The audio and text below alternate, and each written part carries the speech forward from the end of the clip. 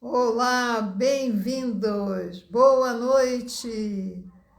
Sou Sueli Rocha, você está no canal Frequência Teta. Hoje conversaremos com como posso estar segura tendo uma parceria, um relacionamento com alguém pobre.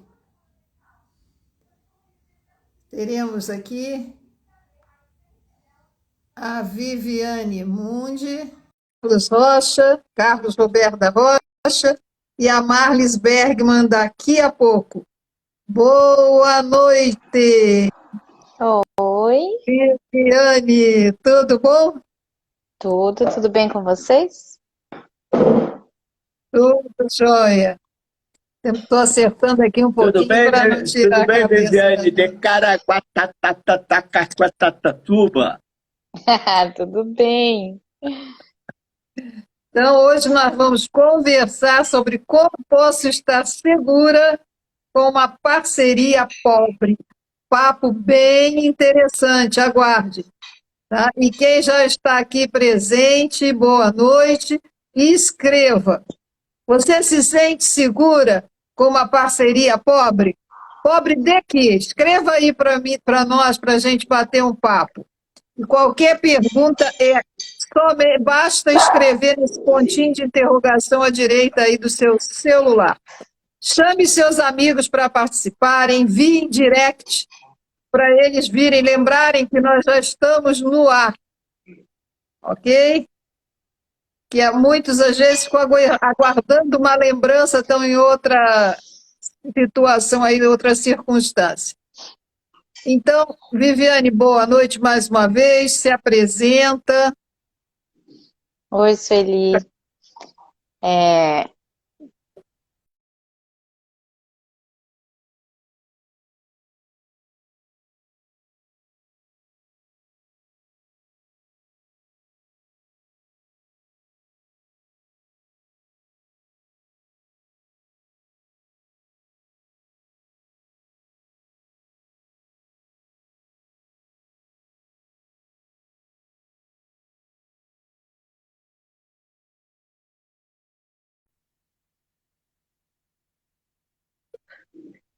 Isso, porque as situações realmente nem sempre são emocionais. O emocional é afetado, mas às vezes precisa mesmo, né, para haver uma certa paz na questão emocional, haver esse mediador, essa mediadora, para que as relações fiquem melhores, né? Porque senão uhum, realmente tem muitos relacionamentos sendo rompidos ou permanecem, mas rompidas as relações dentro do próprio lar, né? Parece sim. que tem uma pergunta aqui, deixa eu ver aqui. Não me sinto segura com alguém pobre de cultura, de desconfiômetro, de dinheiro. Perfeito, Lumus, deve ser tua irmã. Lua. Porque realmente falta de cultura, às vezes, desestabiliza. E é muito É, interessante, eu estava vendo agora um programa na TV, era um casal da música, mas estava evidente que ele tinha um conhecimento cultural maior do que ela. E ela meio que se perdeu por causa disso. Então, você imagina se fosse um casal ligado afetivamente, como é que não seria, né? Porque fica mais difícil ainda. e querendo ou não, uma relação é um conjunto de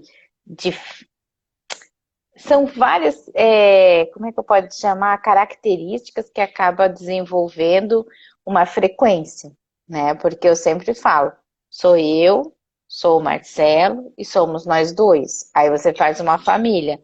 Então, essa mistura toda, essa sintonia acaba dando uma frequência, que é a frequência que você precisa lidar e entender o que é isso, para que lado está indo, porque eles têm um puxando para um lado, outro para o outro, também não dá. E eu acho que acredito muito que a parte cultural, o interesse, a parte. é, Tudo acaba agregando, né? Sem dúvida. O que você acha, Carlos, sobre essa colocação da irmã dela. Vou repetir, ó. Não me sinto segura com alguém pobre de cultura, pobre de desconfiômetro e pobre de dinheiro. Olha, a história do desconfiômetro é que vai ficar difícil resolver. As outras duas são mais fáceis, mas o desconfiômetro, porque desconfiômetro não vende no supermercado, não vende na loja, não vende na farmácia. Essa parte é que vai ser difícil, né? As outras duas a gente consegue. Eu vou fazer uma colocaçãozinha sobre cultura. É muito importante a gente entender a palavra cultura no sentido que ela pode ser vista. É assim, você pode ser culto, mas culto em quê? Em que a pessoa é culta?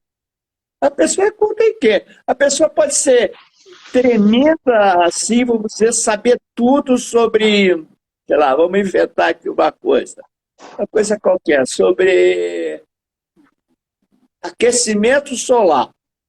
Se é o cara mais manjar, saber tudo sobre aquecimento solar, já conhece os fundamentos, já sabe tudo sobre aquecimento solar. O desconfiômetro dele está ligado, o cara é duro, como é que pode? Ou que a pessoa conhece tudo sobre a língua portuguesa, conhece sobre. O sujeito fala 5, 6 idiomas, 40 e tantos dialetos, mas ele tem outras coisas que não se casam com a cultura. Então a cultura pode ter uma labilidade para a gente entender, assim, um campo enorme para a gente entender. Tá?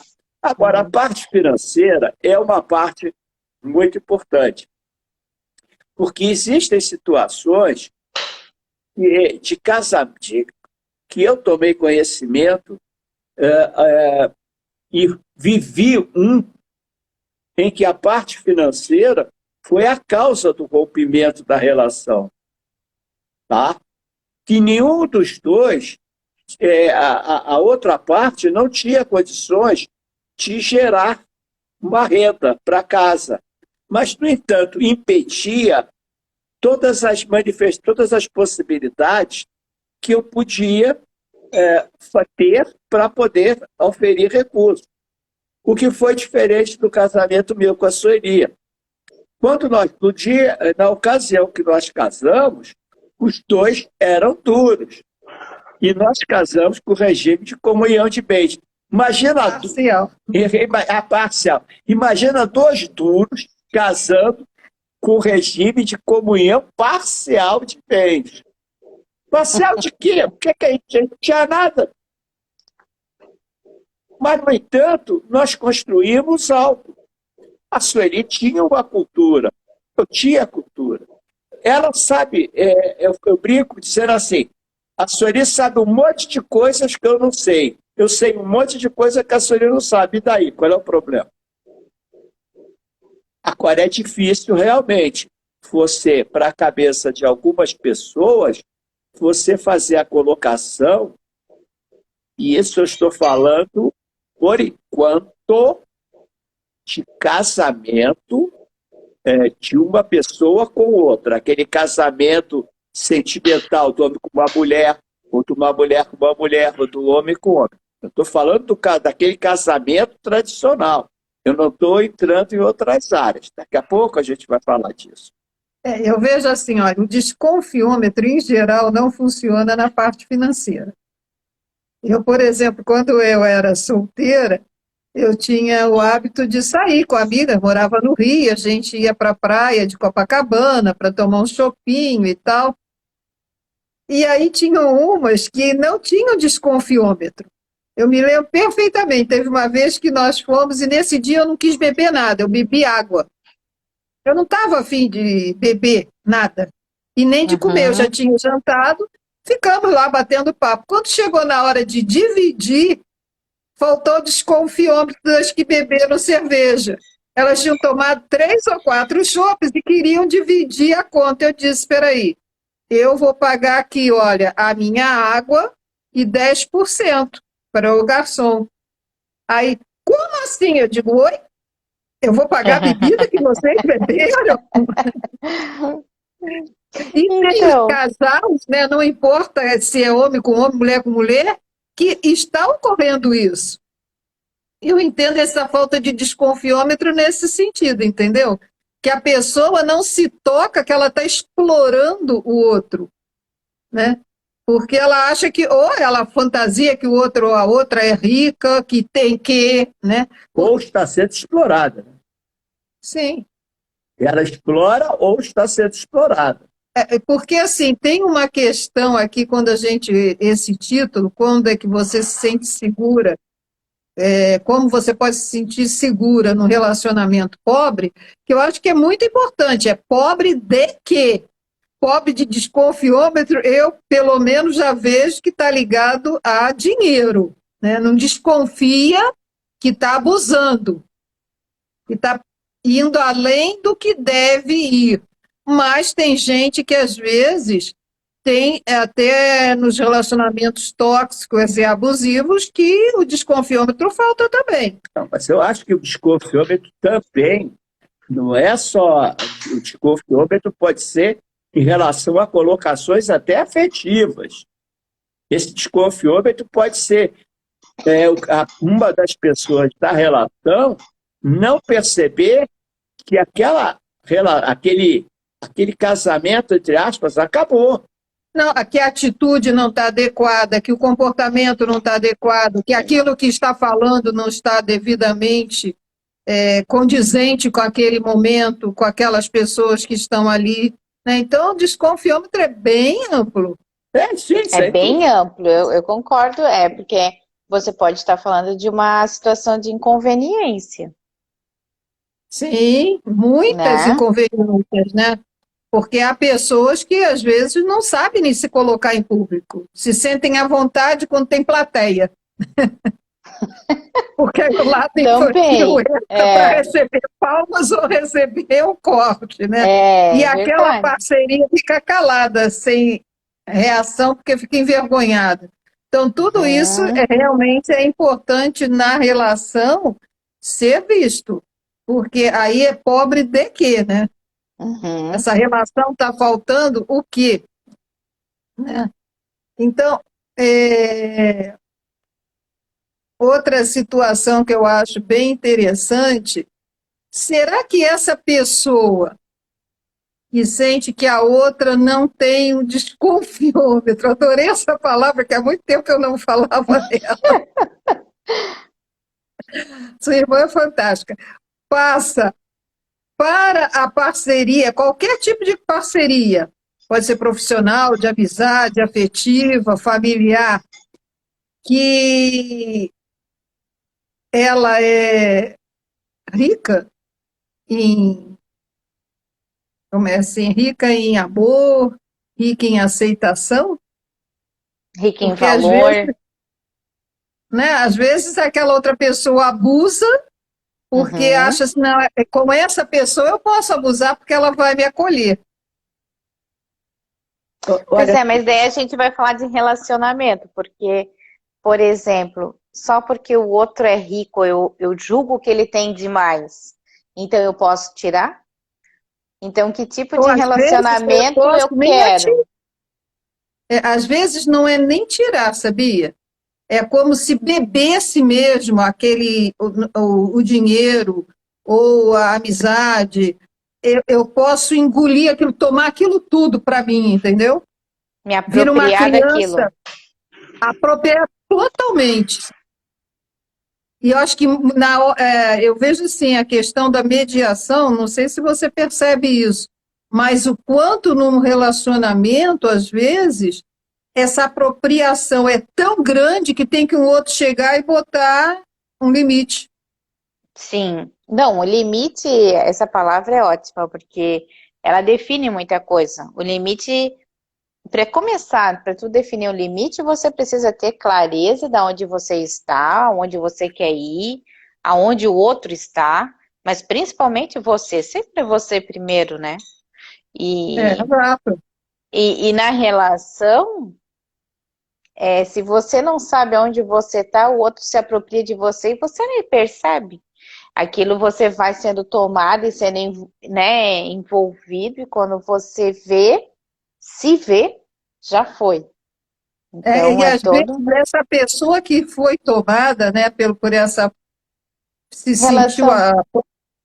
nessa relação, ela ainda acha assim, a outra é muito espaçoso. Opa, mas por que você não ocupou o seu espaço? Estava precisando Sim. ocupar esse espaço.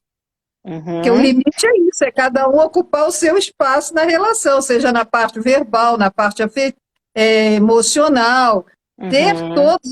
Tem muita gente que acha que espaço é espaço físico, né? E não é, porque Não, tem. é. Você É, ia não, colocar. não. Agora tem uma coisa muito curiosa que a gente estava falando de parcerias e estava Aham. falando de casamento, estava falando de dinheiro, mas tem uma parceria que eu vi muito acontecer na minha vida, não dentro da minha vida, dentro da minha vida teve uma vez, não comigo, com meu pai. É assim, tem um tipo de parceria que se estabelece assim, poxa, você entende tudo disso, você é rapaz, um cara bacana, você entende tudo disso. A gente podia fazer uma sociedade. Aí o cara diz assim, mas eu não tenho dinheiro para entrar na sociedade. Não tem problema, eu tenho dinheiro. A gente faz o seguinte, a gente faz uma sociedade. Eu entro com o dinheiro, você entra com o seu conhecimento, com a sua experiência, É o seu trabalho. com o seu trabalho. 6 meses depois, um ano depois, a empresa tem que acabar. O cara que entrou com a experiência sai com o dinheiro. E o cara que entrou com o dinheiro sai com a experiência. Ou foi o vice-versa? O cara que entrou com a experiência Saiu com o dinheiro? sai com o dinheiro do cara que entrou com o dinheiro. Quer dizer, o cara que entrou com o dinheiro achando que ia ganhar dinheiro com a parceria pobre, porque só um entrou com o dinheiro, ele perdeu o dinheiro. O dinheiro foi para o outro. E ele ficou duro. Ficou com a mão na frente e outra atrás. Isso é uma coisa muito comum que a É. gente vê em parcerias, que às vezes a gente entra numa parceria achando que vai se dar bem, por um motivo qualquer, e depois de algum tempo, a gente é que sai mal na história.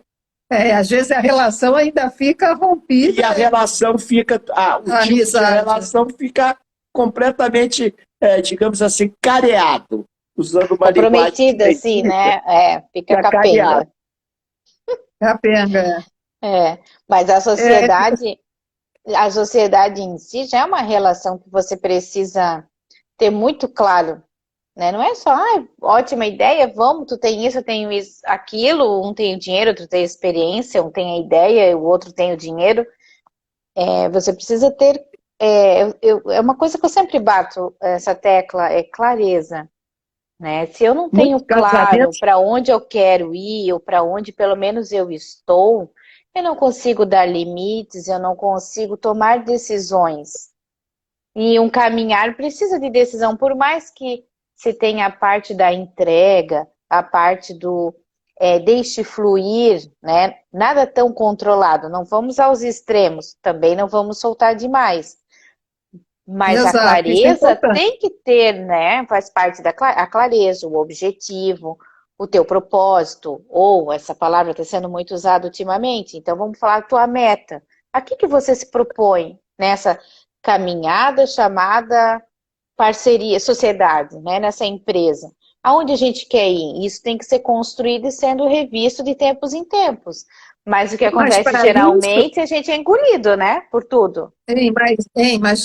o importante são acordos claros por escrito.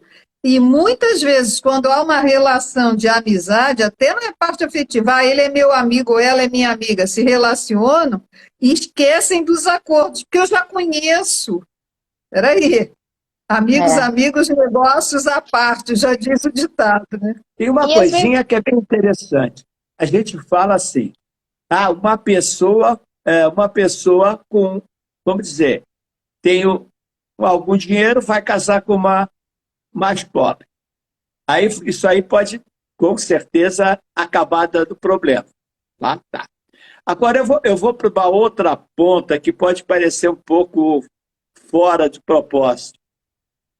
Vocês reparam que existem relações de duas pessoas ricas entre duas pessoas ricas, a relação dentro de casamento ou de sociedade é igualzinho o que acontece se você pegar aqui embaixo. As condições da coisa não funcionar, não dar certo, são muito parecidas,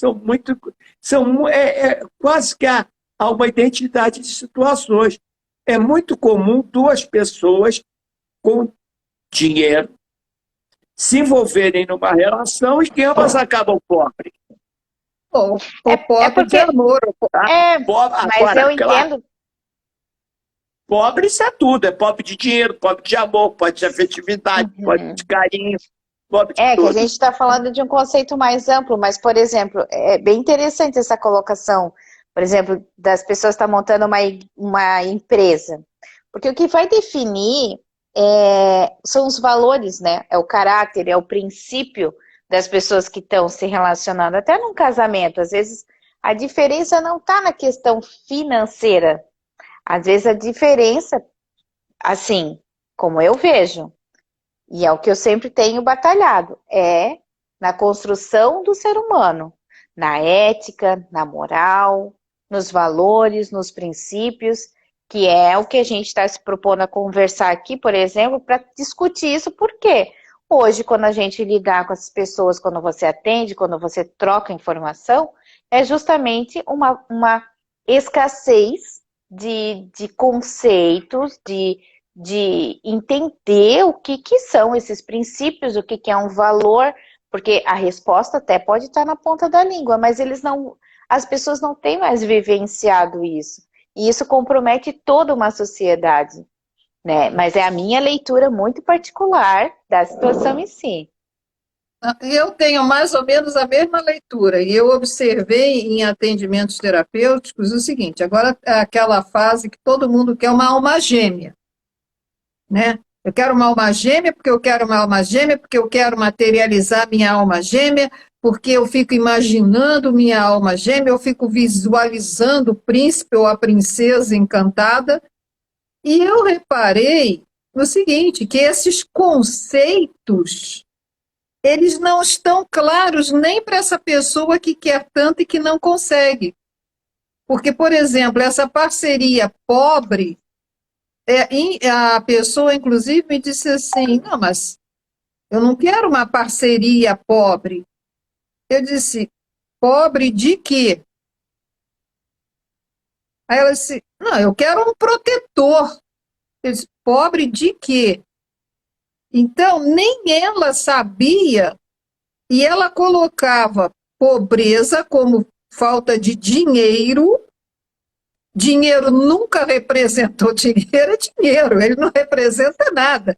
O valor dele está ditado por aquela pessoa que dá a ele, porque é um papel. Então, a Marli está entrando. Só uma coisa pertinente ao que você está falando, que lá em Belém, quando eu morei lá, isso aí que você está falando tinha um nome para o pessoal de lá. Exatamente isso. Exatamente isso. A mulherada lá chamava isso de amparo. Isso que a senhorita está falando, elas chamavam lá de amparo. Encontrar um cara que desse dinheiro para dar sustentação para ela. Então, vamos integrar a Marlis aqui no nosso Ai, Marlis. Oi, Boa gente. noite, Marlis. Gente, Chegando agora, Cheguei. tudo certo aí? cheguei chegando, que aqui no Rio Grande do Sul hoje é o dia do gaúcho. É feriado. Exato. bom. Exatamente assim, tá? Chovendo muito por aqui. E eu tive na minha terra natal hoje e estava retornando e me atrasei aí. Mas por alguma razão, né, vim escutando vocês aí falando. Você escutou? Sim, Então tá ótimo, porque aí você já está integrada no nosso assunto. exatamente, né? E o que você tem a acrescentar agora sobre essa questão? Quando a gente fala, né, e eu vinha escutando você sobre a questão do relacionamento e pobreza, riqueza, né? Quando a gente fala pobre e rico, normalmente a mente vai logo pro dinheiro, né? Pro bem material, né? E quando a Sueli propôs para mim participar desse dia de hoje, né? E eu fiquei refletindo sobre o tema, a pobreza e a riqueza, os relacionamentos pobres e ricos, né? Eles não têm a ver com o material, eles têm a ver com a substância, com a essência, né? E quando a gente pensa assim, qual é a riqueza da vida, né? A riqueza da vida é você conviver com pessoas que têm princípios, que têm valores, que têm integridade, que têm respeito, que têm amor ao próximo. Essa é a riqueza, né? E se a gente trouxer isso para dentro de um relacionamento, seja ele um relacionamento amoroso, ou de amizade, ou um relacionamento de trabalho, ou um relacionamento comunitário, né? Essa essência ela faz prosperar, né? E eu tenho uma convicção que a riqueza ela é fruto disso. Que muitas vezes eu vi o Carlos falando, a gente era dois duros, né? Casamos em comunhão parcial de bens, né? A gente não tinha nada, mas vocês tinham tudo. Vocês tinham a riqueza maior, Sim. foi a sintonia de amor que uniu vocês. Então, é a mesma coisa que eu sinto com meu marido, que a gente tem uma conexão de amor que é de um outro hemisfério, né? A gente também construiu o que a gente tem, um fortalecendo o outro, ajudando o outro em alguns momentos. Ele foi o provedor, né? Em outros momentos eu, mas sempre respeitando aquilo que é a nossa riqueza, que é esse amor que une a gente, que fez a gente prosperar também, gerando filhos, tendo uma família, né? Mas eu acho que a grande riqueza nossa é esse sentimento, essa conexão divina de amor que une as pessoas. E isso, quando a gente encontra dentro da gente mesmo, aonde a gente estiver, a gente vai levar essa riqueza, vai levar esse sentimento, e isso faz prosperar. Mesmo, e eu posso comprovar na minha vida em vários momentos, assim, se a gente pensar em pobreza e riqueza relacionada a dinheiro, ela tem muito mais a ver com o momento que a gente está vivendo, esse sentimento na escassez ou na abundância. Quando a gente olha para a pobreza nossa interna, para nossa, digamos, começa a baixar a frequência da nossa energia, aí parece que a pobreza financeira também vem junto, né?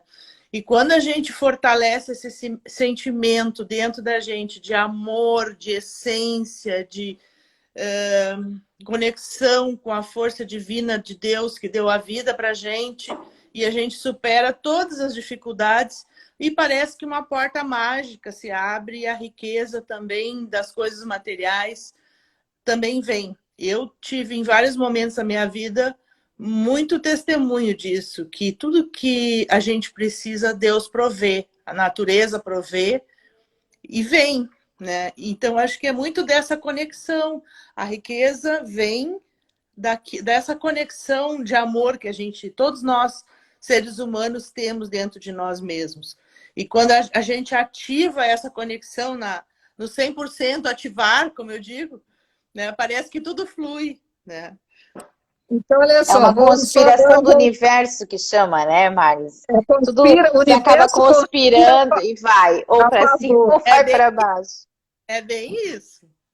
E aí, olha só, isso aí eu acho muito interessante, porque na empresa, quando os donos, os proprietários, né, e os dirigentes, eles trabalham nessa virtude, em geral, eles respeitam, amam seus funcionários, a empresa é fortalecida e floresce. Uhum. E, voltando àquela história que ele falou do amparo do homem rico como protetor e amparador para os casamentos, volta para a pessoa que deseja alma gêmea, porque se ela não tiver esses valores, ela também não vai reconhecer aquele que se aproximar dela como tendo esses valores, porque a vibração dela estará baixa. Então, as Sim. pessoas que querem alma gêmea, gêmea em quê? Porque vai acolher, vai encontrar essa alma gêmea, só que de que valores? Porque dinheiro não é valor, só um elemento. Não, Espera um instantinho, dinheiro é um elemento de troca. Fala agora. eu particularmente acho que é um valor, sim. É um valor, sim. Não é só o dinheiro, não é elemento de troca. Veja só, como é que a gente pode entender que o dinheiro seja um valor? Porque ele vai movimentar muita coisa dentro da relação. Sim, veja só, a gente começa a olhar determinados casamentos ou empresas. Quando eu falo casamento, vamos estender a coisa. Casamento, casal, né? Homem e mulher, homem com homem, mulher com mulher. Ou empresa, tá? Quando você olha que o dinheiro, ele tem uma ação, não é bem uma ação, ele tem uma possibilidade de transformar alguma coisa, ele passa a ser um fator importante. Se ele vai ser muito importante, se ele vai ser decisivo ou não. Meu Deus, muitas vezes a gente sabe que muita gente se casa para ter aquilo do tal do amparo, para ter a possibilidade de ter dinheiro. Gente que morou em casa que não tinha telhado. Olha, estou cansado de ver a história aí. Mas o dinheiro em si não tem esse valor. Não, pois é. Então, o que nós estamos falando é isso. Ele é passado para ele esse valor de quem está precisando de amparo, como se ele fosse valor. Se ele não é, ele pode. Não tem como você valorar um amparo. Mas, meu Deus do céu, mas não tem como você dimensionar, às vezes, o quanto o dinheiro é responsável numa relação. Não precisa nem ser relação conjugal ou empresarial. A relação de amizade, tá? Relação de amizade, a gente não presta atenção. A gente está falando muito de questão de a relação, a pessoa querer a alma gêmea. A Sueli me tocou bem. Ela, quando preparou a aula, a gente conversou que ela queria dar enfoque na história da alma gêmea. Tá? Queria dar muito enfoque na alma gêmea. Mas a gente não vai perder esse bonde, não vai deixar passar essa.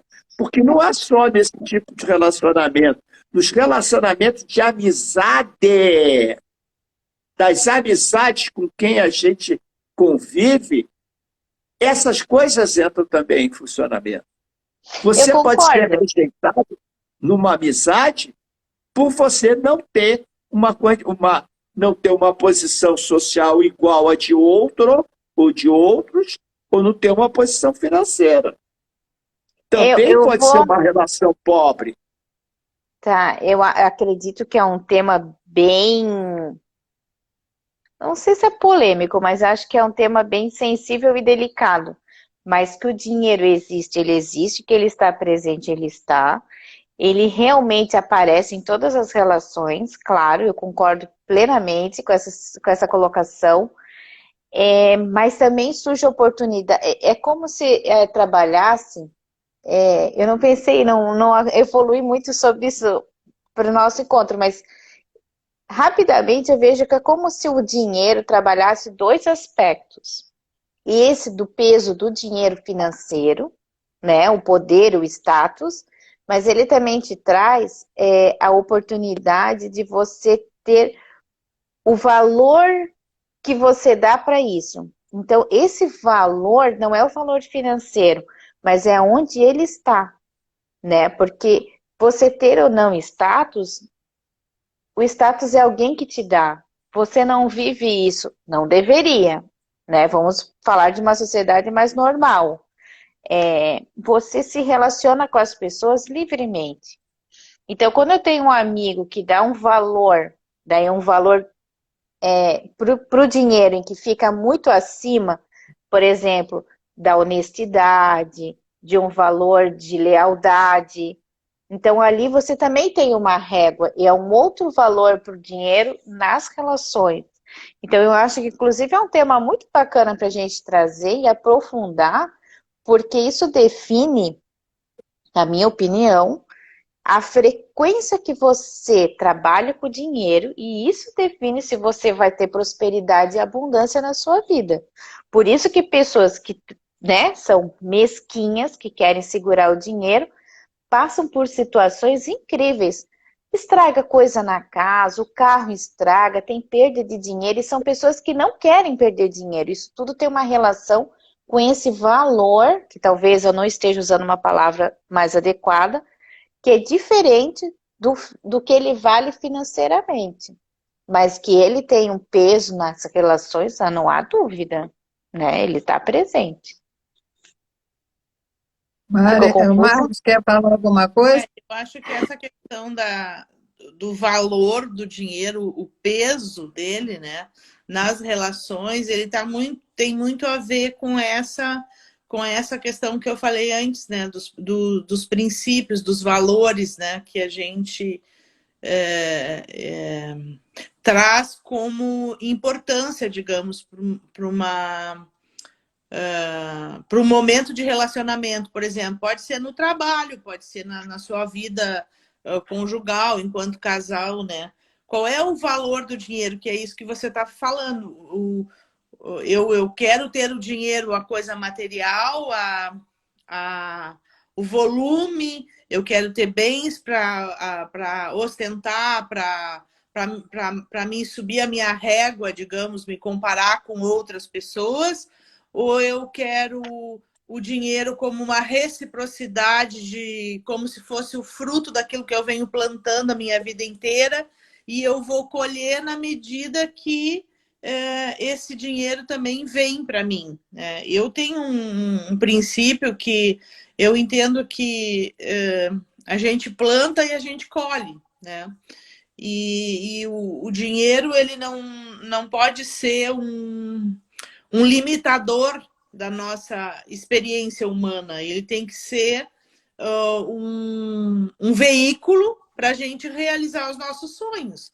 Não dá para a gente fazer uma visão romântica e dizer que o dinheiro não interfere nas relações ou que ele não é relevante nas nossas relações. É assim, porque a gente precisa desse recurso para realizar os nossos sonhos, fazer os nossos cursos, estudar, que vai, né, dar um outro patamar para a gente se desenvolver enquanto profissional, dá para a gente realizar os nossos sonhos com a nossa parceria de vida, com o amor, com a família.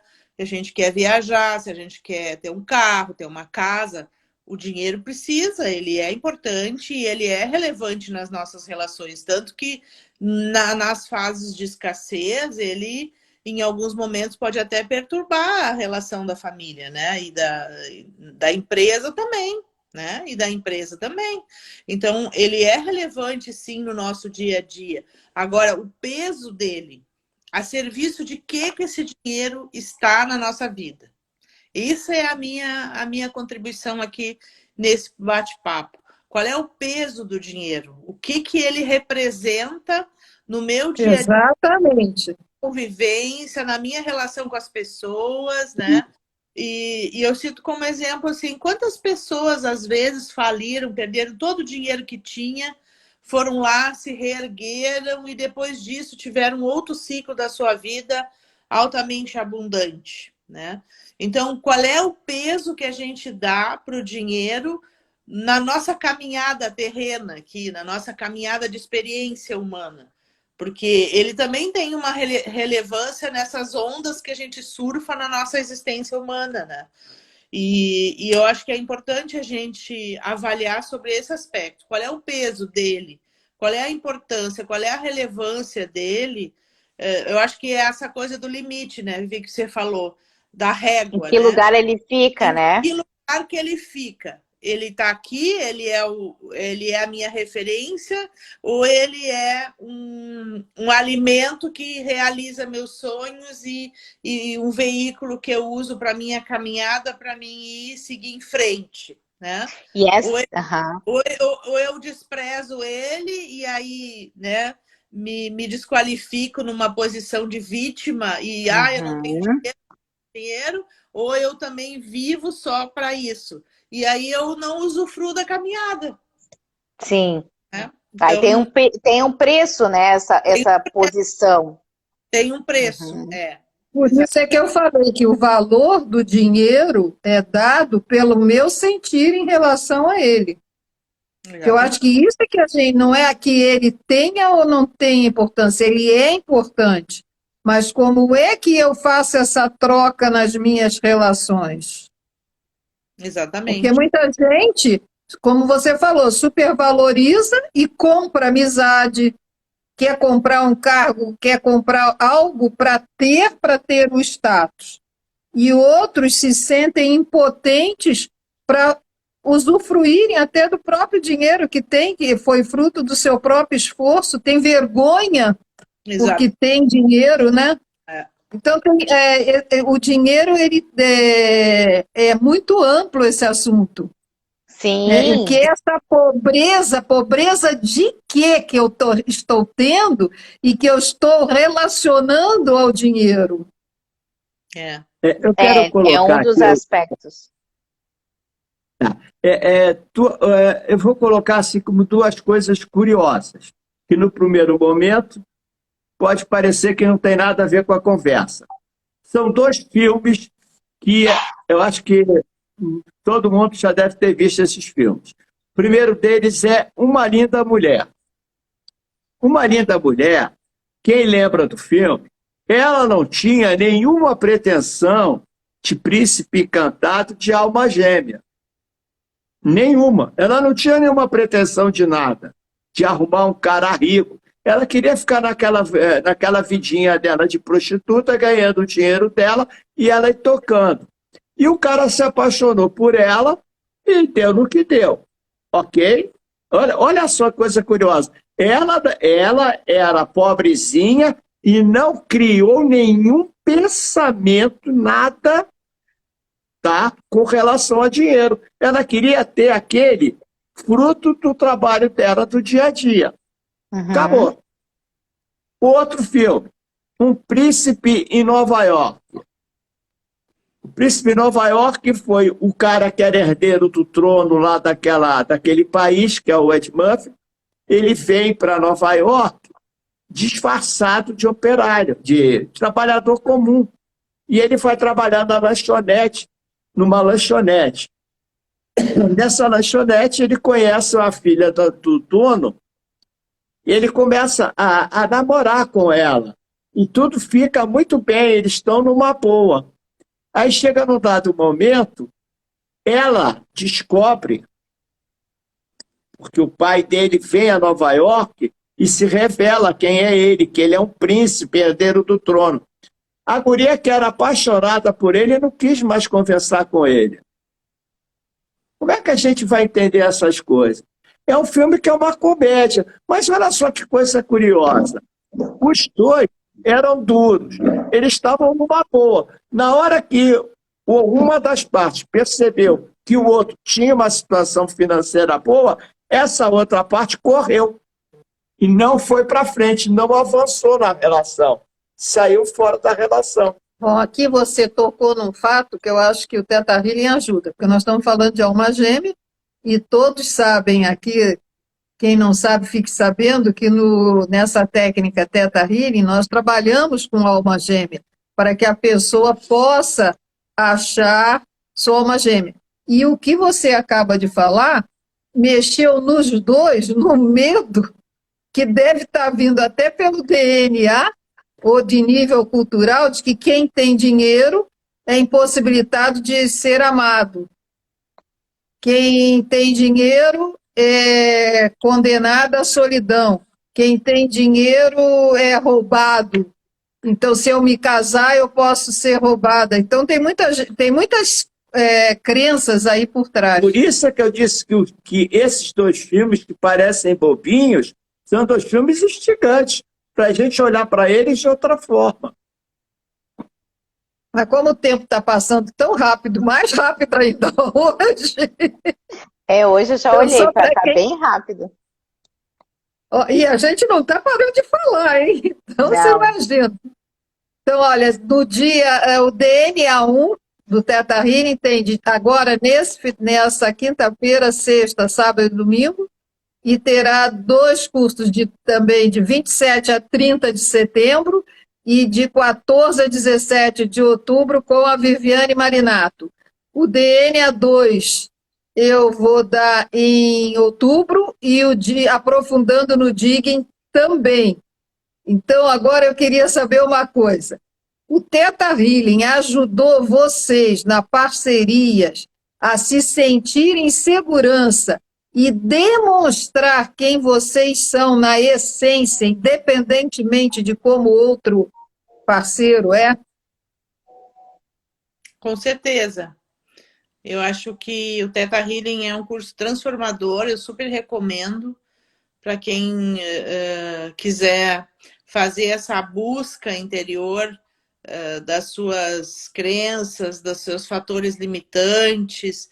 E muitas vezes a gente se percebe na vida repetindo ciclos e não consegue perceber da onde que vem, né? E quando a gente começa a estudar essa técnica e começa a também ser terapeuta e fazer atendimento com as pessoas, e a gente vê o quanto a gente tem lá no nosso inconsciente, né? Nas nossas memórias, no nosso DNA, questões que às vezes não são nossas, mas que a gente carrega na nossa carga genética aí, né? E que na medida em que a gente toma consciência, a gente libera isso, ela é transformadora, a técnica. Então, ela melhora a nossa capacidade de ser a gente mesmo, a nossa plenitude de presença no momento aqui e agora, e perceber, poxa, repetir de novo aquele mesmo comportamento, mas se aceitar, saber que isso faz parte, que a gente já está há anos com aquele comportamento e que a gente precisa exercitar. E que a tomada de consciência, ela não deve gerar culpa, ela deve gerar libertação. Então, ainda tenho mais alguma coisa aí para o Criador para liberar. Vamos lá e vamos ver por que isso de novo está acontecendo e eu ainda preciso olhar para isso, né? Então, eu acho que isso nas relações de parceria, no relacionamento, em todos os níveis de relacionamento, o Theta Healing ele é muito libertador e que qualifica também o nosso bem-estar.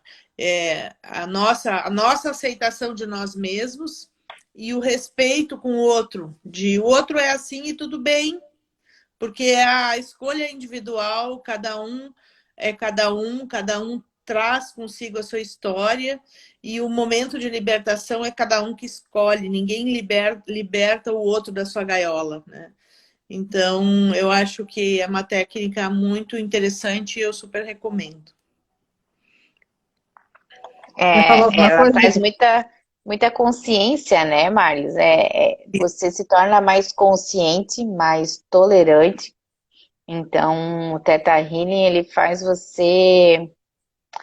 Porque são várias condições. Às vezes, falta a frequência certa para você realmente entender o abraçar sua própria sombra. O que isso quer dizer? Eu acho que nessa jornada do Theta Healing, você consegue estar numa frequência, né, em que você consegue ter essa clareza que eu sempre converso. E você toma essa consciência e fica mais tolerante com você mesmo, com o outro, com a situação. E fica, eu acredito que mais fácil de... não deu certo ainda, vamos tentar de novo. Vamos limpar essas crenças limitantes novamente. Vamos olhar para essa minha bagagem ancestral. Por que eu acho que eu não mereço? E vai trabalhando todas essas questões. Eu acho que isso é uma oportunidade incrível e que precisa ter afinidade, tem que estar num momento certo, e eu acho que o Theta Healing te prepara muito bem para fazer toda essa reprogramação, essa limpeza, esse contato com algo que estava escondido. É porque as pessoas têm a ideia, né, de que elas não sabem nada. Tem muitas que dizem assim, não, mas eu não sei nada da minha infância. Ela conscientemente pode não saber, mas na memória celular está tudo guardadinho. Então, na hora que a gente faz o escavar uma crença e que chega ao ponto, vamos dizer assim, raiz, aflora o que precisa para que haja essa ressignificação.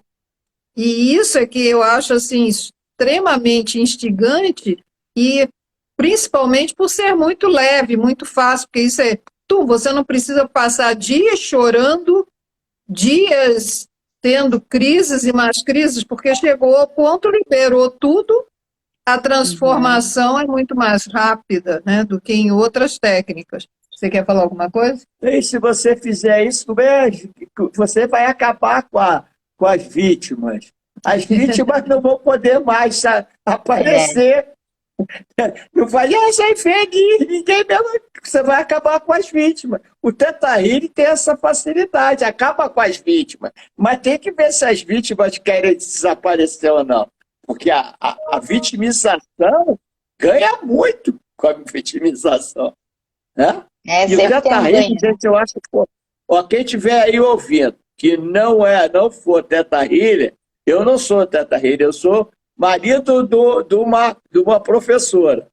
Mas eu vejo tanta gente mudar, eu vejo tanta coisa acontecer. Eu vi comigo, com as sessões que eu fiz de Theta Healing, as mudanças que ocorreram comigo, gente, foram coisas assim incríveis. E olha, a coisa é tão simples, aquela historinha, você entra na bolha, aí a cor faz uma bola, que cor é a sua bola, e você entra na bola, vai subindo, camada clara, no de cor, entra lá no portal, tá brilhando, dissolve tudo, aí você resolve a sua vida.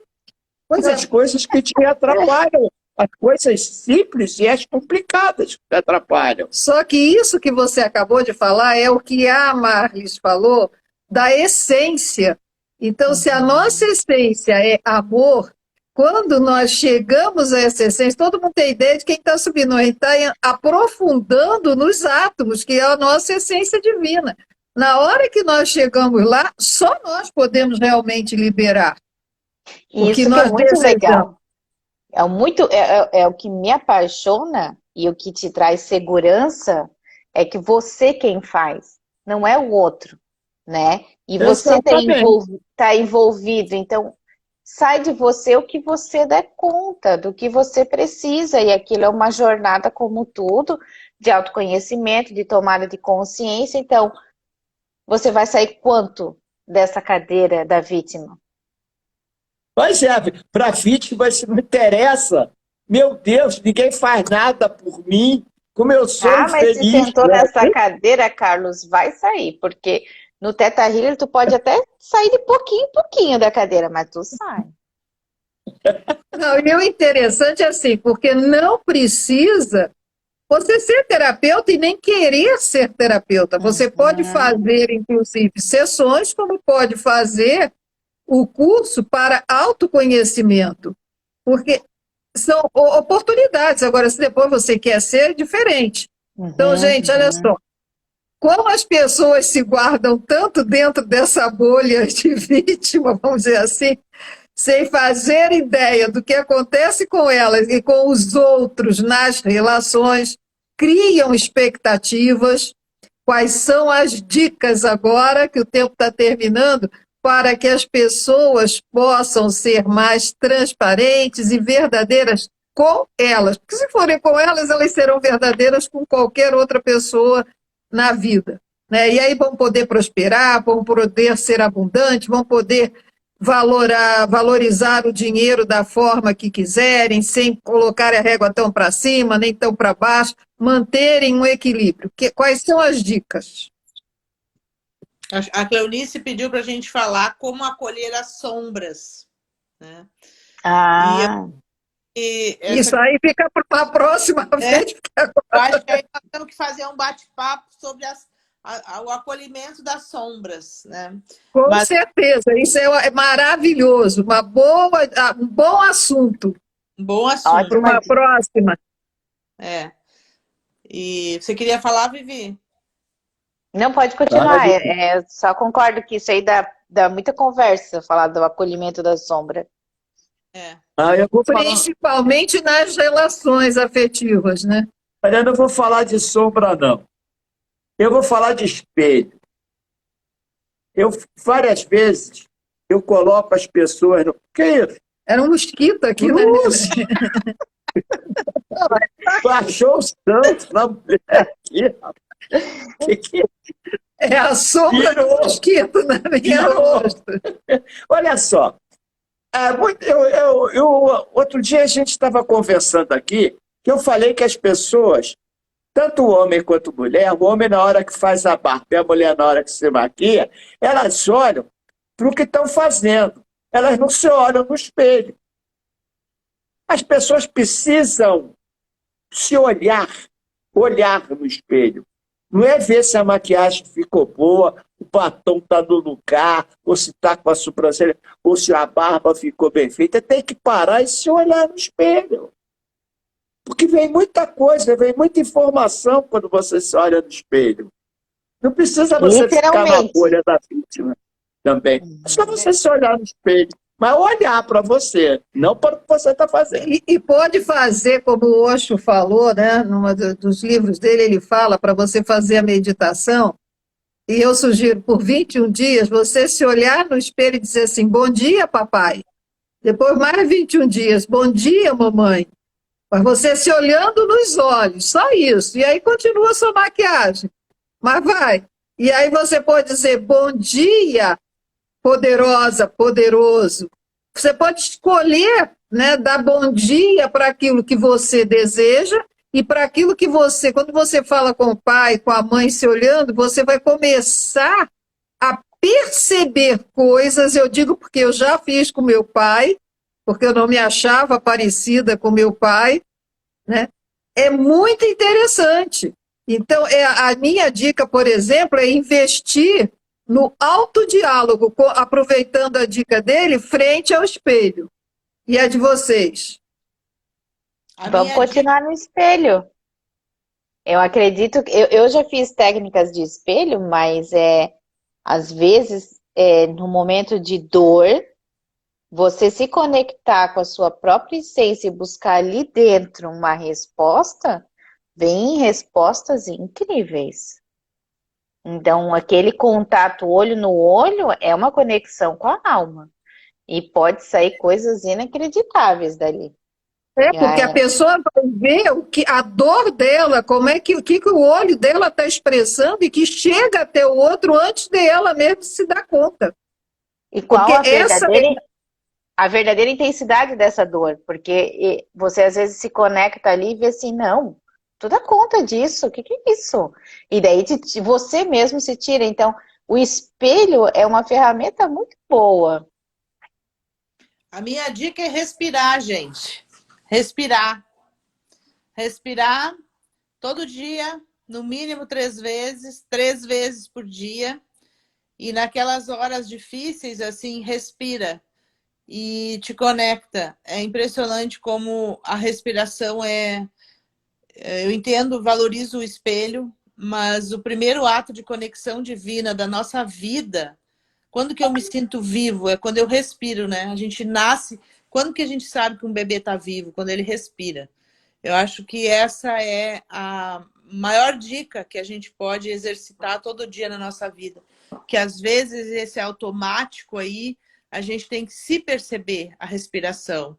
Mas não estou falando de respirar normal, é uma respiração que chama Deus para dentro de você, que enche os seus órgãos, o seu abdômen, o seu corpo, as suas células dessa força divina da vida. E essa é a minha dica, meu exercício diário. Então, quando respira, você respirou, abriu o olho e respirou. Chega, deixa até um espelho do lado e respira e observa a sua caixa torácica.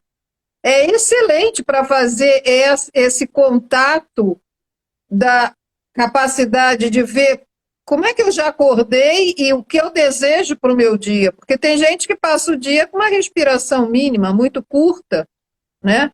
Então, tudo isso, e é uma forma de nós meditarmos, nós estarmos respirando realmente com consciência na entrada e na saída do ar da caixa torácica, porque aí nós podemos liberar muitas sombras. Acrescentando, só para dar um feedback sobre sombra, atualmente, a coisa mais importante, sentiu, expira pela boca. Sai do mental, sai do julgamento, volta para a respiração. E solta, seja o que for que passar pela mente. Porque as energias universais, com tudo que está ocorrendo, com toda a sensibilização que está, as pessoas estão tomando posse, é importante que expirem. Não queiram saber de porquê, de onde vem isso. No máximo é para que eu estou me sentindo dessa forma. E na mesma hora, expira. Inspira Deus, como você falou, inspira energia divina, inspira prana e deixa sair. Para que, oxigenando o cérebro, a mente chamada consciente, nós tomemos consciência do sentir corporal, soltarmos o nosso coração, tudo daquilo que tiver ali, e não importa, gente, de onde vem, se é familiar, se é de um grupo, se é da comunidade, se é de um outro país, se é de outra língua, raça, é o de menos atualmente. Já estamos vivendo tanta coisa em alta intensidade que é inspirar, oxigenar, muita coisa a gente está podendo, e aí não deixa a vítima entrar. É uma forma o que a gente chama de sombra nossa, imediatamente por ter sido contatada, ela ser liberada, sem muitos questionamentos. Para que ela surgiu? Para que nós temos uma sombra? Para liberarmos, nós não somos sombra. Isso é que nós precisamos entender. Nós somos luz densificada, é luz divina densificada. Então, sombra é ilusão. Solta. Vem vindo, não importa se é nossa, uma ilusão nossa, se é uma ilusão de línguas, de raças, há séculos, há gerações. Solta. Quanto mais nós soltamos as ilusões, quanto mais nós ficamos no presente, aqui e agora, na respiração, conforme foi falado aqui, tudo muda. Porque senão, para que a gente dava um inspiro aqui? Deu o primeiro inspiro nesse planeta. Não faz sentido, certo? Então, agora vamos dar os contatos. Olha, quem quiser qualquer informação, me contate pelo meu direct, Sueli Rocha, frequência teta. Carlos carlosroberto.rocha, né? Sim. Vivi Eu.Vivimundi. E você? Marlis.Bergman. Gente, as duas estão aqui disponíveis para quem quiser marcar a sessão Theta Healing e outras sessões, de acordo com o que cada uma trabalha. Basta entrar em contato pelo direct, ok? Um grande beijo, gratidão a vocês, imensa. Beijão, povo de Deus. A Beijão. todos aqui presentes, a todos que ainda vão ouvir, tenho certeza que quem está presente vai divulgar, porque foi um bate-papo super animado, super enriquecedor. Obrigada, gente. Valeu. Obrigada a Beijo. todos. Beijo. Tchau, tchau. Tchau. Beijo. Tchau. Até, me esquecendo. Amanhã tem a aula, e a próxima aula é: tenho problema de sono, de onde vem isso? Então, quem tem problema de ficar acordado de noite, quem tem problema de não dormir direito, não acordar bem. Aula 20, tenho problema de sono, de onde vem isso? Vai Excelente, ficar não gravada, percam. né, essa live? Fica na sua, perguntando fica aqui. essa live fica gravada aqui e nos canais Sueli Rocha, Frequência Teta. Pode entrar tanto na bio quanto nas outras redes sociais, que vocês vão nos ver, os 4. Ok? Beijão! Tchau, gente. Entendi. Tchau. Tchau, tchau!